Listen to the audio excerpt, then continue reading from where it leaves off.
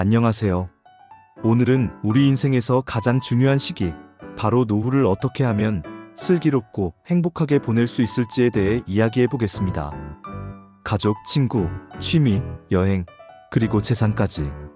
각 분야에서 우리가 어떤 준비를 하고 어떤 생각을 가져야 하는지를 함께 나눠보겠습니다. 노후에 가장 먼저 마주하는 현실 중 하나는 가족과의 관계 변화입니다. 부모로서의 역할이 끝나고 자녀는 독립하게 됩니다. 그 시점에서 중요한 건 부모로서가 아니라 개인으로서의 삶을 다시 시작해야 한다는 점입니다. 우리 애들은 잘 클까? 나중에 손자 돌봐주러 가야 하나? 그런 생각도 좋지만 그 전에 먼저 내가 어떤 삶을 살고 싶은가를 먼저 고민해야 합니다.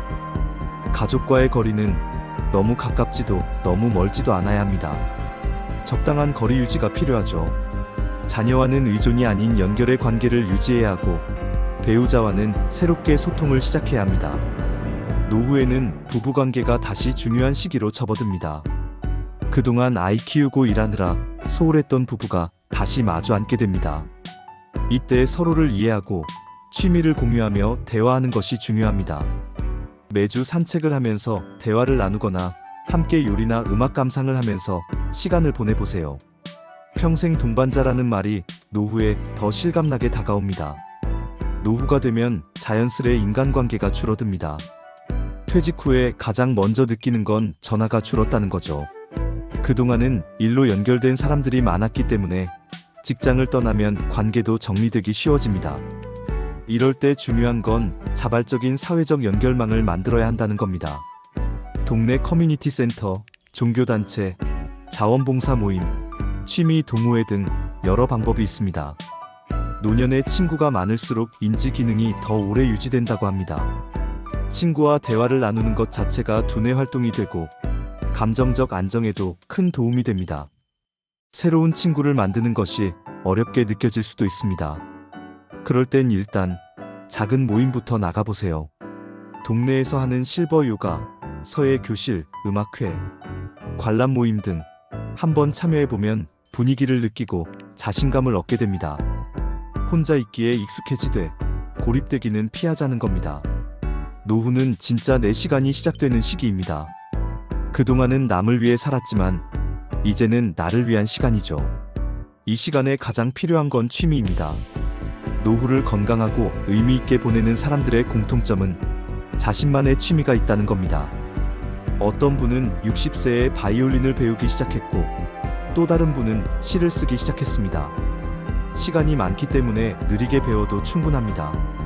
그림, 글쓰기, 사진, 여행, 텃밭 가꾸기, 악기, 공예, 체스, 등산. 취미는 나를 위한 선물입니다. 무엇을 하든 좋습니다. 중요한 건 그것이 당신의 내면을 풍요롭게 한다는 것이죠. 취미는 결과가 아니라 과정을 즐기는 것입니다. 그림을 잘 그리는 것이 목표가 아니라 그림을 그리는 그 시간 자체가 소중한 겁니다. 많은 분들이 노후에 가장 하고 싶은 일로 여행을 꼽습니다. 그런데 정작 나이가 들면 체력 걱정, 경비 걱정, 건강 걱정에 여행을 미루는 분들이 많습니다. 그러나 사실 노후야말로 여행을 가장 잘 즐길 수 있는 시기입니다. 시간도 있고 삶의 여유도 있고 감수성도 무르익었기 때문입니다. 꼭 해외여행이 아니어도 좋습니다. 우리나라에도 갈 곳이 참 많습니다. 느릿하게 걷는 전주 한옥마을, 바다 냄새 가득한 통영, 봄마다 꽃비가 내리는 곡성. 천천히 떠나고 천천히 머물고 사람을 만나고 풍경에 취해보세요. 여행은 꼭 누군가와 함께 가지 않아도 괜찮습니다. 혼자 하는 여행도 노후에는 굉장히 깊은 성찰의 시간이 됩니다. 조용히 책 한 권 들고 떠나는 여행, 그것이 오히려 인생에서 가장 기억에 남을 수도 있습니다. 슬기로운 노후 생활을 위해 절대 빼놓을 수 없는 것이 바로 경제적 준비입니다. 아무리 가족이 있어도 노후에는 경제적 자립이 삶의 질을 좌우합니다. 소득이 끊기더라도 최소한의 생활비는 확보되어야 합니다. 연금, 임대소득, 이자소득 등 패시브 인컴이 중요해집니다. 중요한 것은 지출 통제입니다. 젊었을 때처럼 쓰는 것이 아니라 쓰는 방식을 바꾸는 것이죠. 불필요한 보험, 과도한 자녀 지원, 충동적인 소비 등은 피해야 합니다.